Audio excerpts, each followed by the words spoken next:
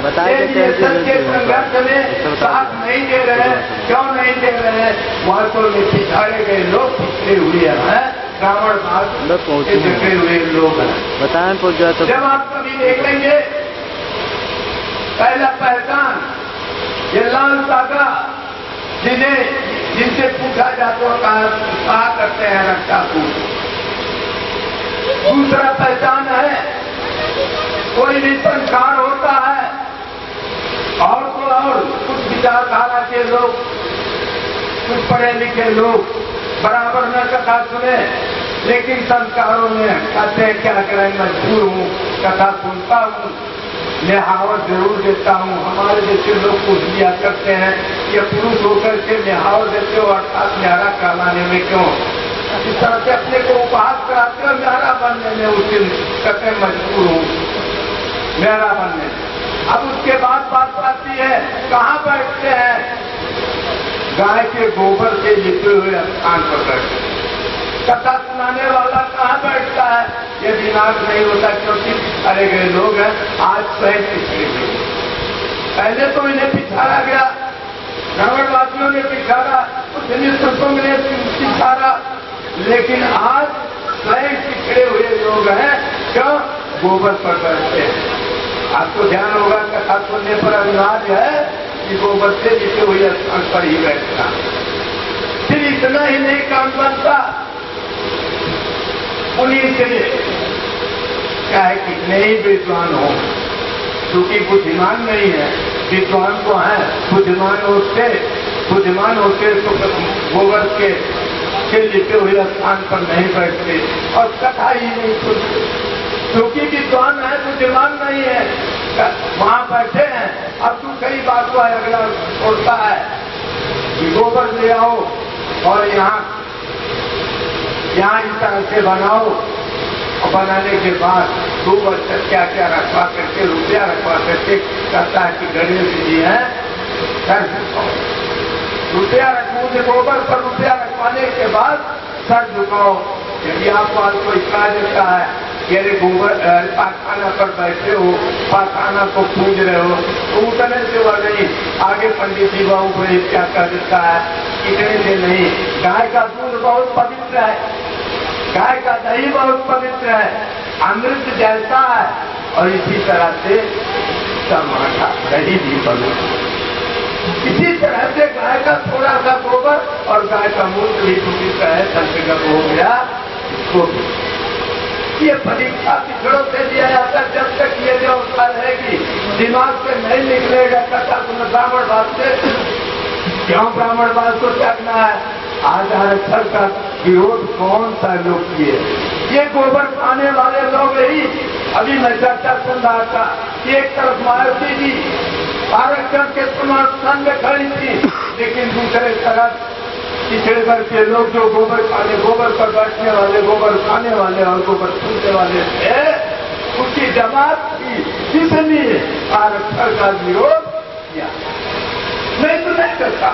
होता क्या, यदि गोबर न खाते, गोबर न पूछते, तब क्या कहते कि अनुसूचित जात अनुसूचित जनजाति के बाद पिछड़ों को भी आरक्षण देना चाहिए, क्योंकि ये पिछड़े हुए लोग हैं, प्रमोशन भी आरक्षण मिलना चाहिए। और इतना ही नहीं, 27% नहीं, आबादी के अनुसार आरक्षण मिलना चाहिए, जैसा ये सम्मान करना।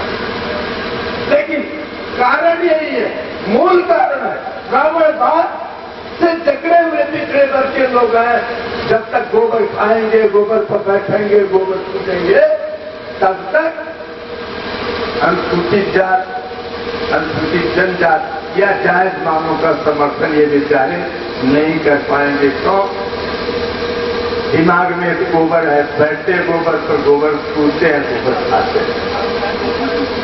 मैं स्पष्ट कर देना चाहता हूं, मैं भी सोच रहा था कि बहुत देर से कारण ढूंढा जा रहा है कि पिछले वर्ष के लोग क्यों साथ नहीं दे रहे हैं और आज तक अपने लिए कभी लड़ाई नहीं कर रहे हैं। कारण ढूंढ रहे थे, कारण ब्राह्मणवाद है। जब तक और किसी ने जब तक ब्राह्मणवाद रहेगा तो यह समझिए चाहे जितना पढ़ा लिखा हो, वास्तव में मानसिक रूप से जब गुलाम रहेगा, दिखाने में गुलाम रहेगा, तो वो वास्तविक लड़ाई नहीं लड़ सकता।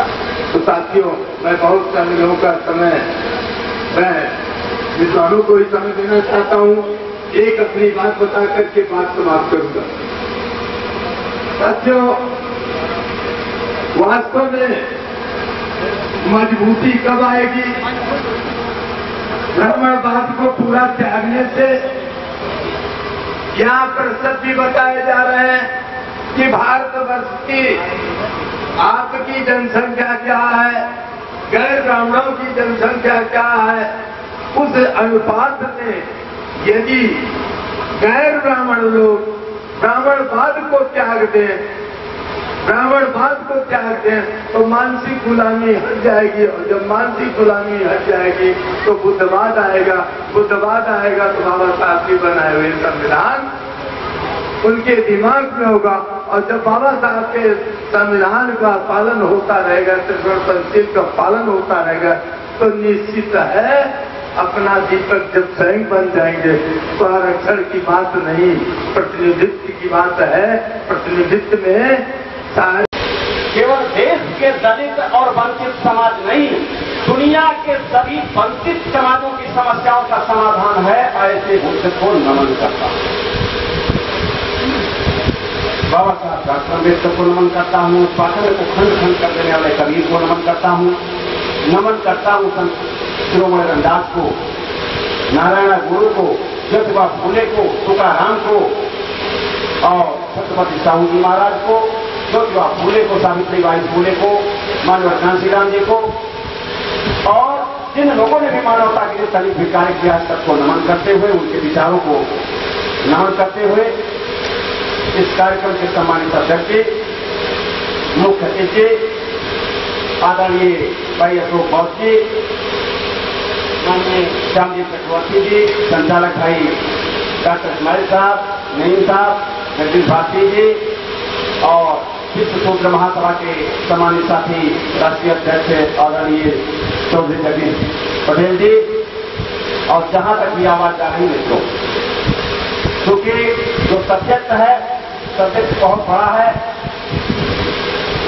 उसमें बहुत विस्तार से बात नहीं की जाती और सब्जेक्ट से बाहर बहुत ज्यादा बोलना नहीं चाहता।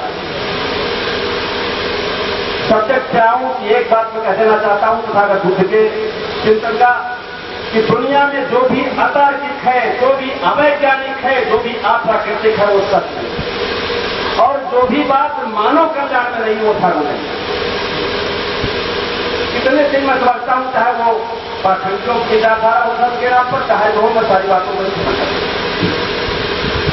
सम्मानित साथियों, आज का जो सब्जेक्ट है, यदि इस देश में सुस्ता आ गई है और जवान हो गई हो, बुढ़ापे की तरफ है, तो लड़ाई दो तरीके की लड़ी जा रही है। एक तो भारतीय संविधान, जो इस देश की स्वतंत्रता के बाद सबसे पवित्र ग्रंथ है, जो हमारे अधिकार उसमें नियत है।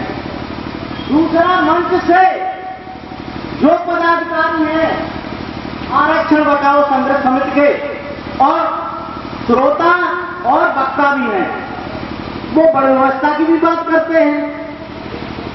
इस देश में स्वतंत्रता से पहले भी बड़ी व्यवस्था थी और आज भी है, और पहले भी आप स्वतंत्रता से पहले लड़ते रहे उनके खिलाफ और आज भी लड़ रहे। फर्क क्या है?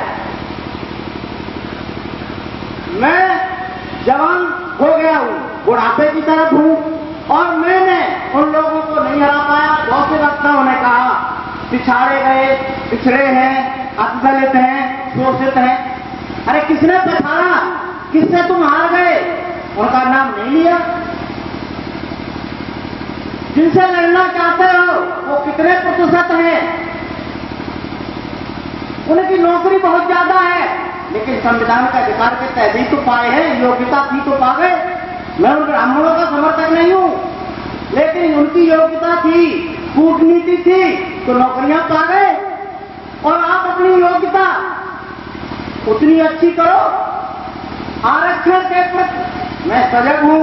आप 1000 बार हमारा घर, हमारी संपत्ति प्रयोग करना चाहते हो तो मैं आपके साथ हूं, लेकिन लड़ाई दो तरीके की कैसी है? बाबा साहब का चित्र लगा है, भगवान बुद्ध का लगा है, और विरोध करते करते हैं बाबा साहब ने जिस समाज की इस व्यवस्था का जीवन भर विरोध किया उनका चित्र लगा है। हम भाई मानते हैं बाबा साहब इस देश के ही नहीं इस संसार के महान व्यक्ति और व्यक्तित्व थे जिन्होंने स्वतंत्रता में हम दलितों को आगे लाने के लिए अपना जीवन लगा दिया। लेकिन लड़ किससे रहे हो जो 15% है, हम इतने परसेंट हैं, 15 को निकाल दो से उसके बाद हम युद्ध क्यों नहीं जीत पा रहे। बाबा साहब ने तो एक बहुत बड़ा हथियार दे दिया, वोट पंडित जी का, वोट मेरा, वोट झाड़ू लगाने वाले का और क्यारी में काम करने वाले मोरा का बराबर है। फिर हमारे प्रतिनिधि हमारी बात क्यों नहीं करते दिल्ली और उत्तर प्रदेश में। अरे भाई लड़ाई तो सीधी लग रही है। जब हम योग्य बने, थोड़े से योग्य बने, तो उत्तर प्रदेश की सत्ता में हम रहेंगे या आप रहेंगे। जब आपने कांग्रेस को हटा दिया, आपने भाजपा को धक्का लगा के हटा दिया, बहुत ताकतवर थे, लेकिन अपनी एकता नहीं कायम कर पाए। वहां लिखा हुआ है संघर्ष। किससे संघर्ष कर रहे हो? यहाँ तो संघर्ष अति पिछड़े मिलके कर रहे हैं, तुम मेरे साथ हो, हम तुम्हारे साथ हैं। अरे बाबा साहब ने और भी तो कुछ कहा था। बाबा साहब भी तो इसी व्यवस्था से परेशान थे, सम्मान नहीं पाए। संसार के सबसे उच्च शिक्षित व्यक्तियों में से एक, उसके बाद इस व्यवस्था में सम्मान नहीं पाए। फैसला उनको हाथ में नहीं दी गई थी, उनके बाद भी सारे एहसासों को उन्होंने जिगर में रखा, अध्ययन किया और लागू कर दिया संविधान।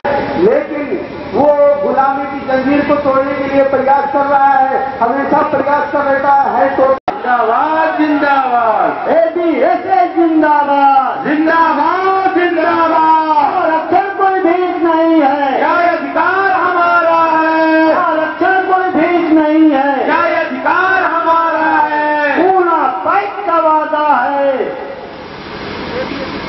एबीएसएस ने खाना है, कैसे कानून बनाना है, एबीएसएस ने खाना है, आरक्षण कानून बनाना है। पहले धन और धरती बांटो, फिर आरक्षण को काटो, पहले धन और धरती बांटो, फिर आरक्षण को काटो। इंजीनियर आरपी सिंह जिंदाबाद, जिंदाबाद जिंदाबाद। तो एमपी सिंह संघर्ष करो, हम आपके साथ हैं। एबीएसएस जिंदाबाद, जिंदाबाद जिंदाबाद। साथियों, आवाज खाए तो मेरी, हम उसका साथ निभाएंगे। जो करेगा मेरी बात नहीं, हम उसको सबक सिखाएंगे। और इसी के साथ मैं परम आदरणीय, परम सम्मानित माननीय मुकद्दम डॉक्टर एमपी सिंह साहब से अनुरोध करना चाहूंगा कि आप आए और हम सबको अपने सपनों से नवाजें। माननीय डॉक्टर साहब, आप लोग मंच पे आ जाए, जो साथी इधर साइड पे खड़े हैं मंच पे आ जाए।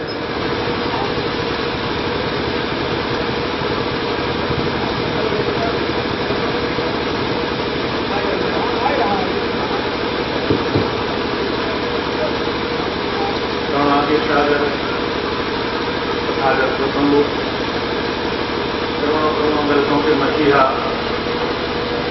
परम पूज्य बाबा साहब डॉक्टर भीमराव अम्बेडकर, बहुजन नायक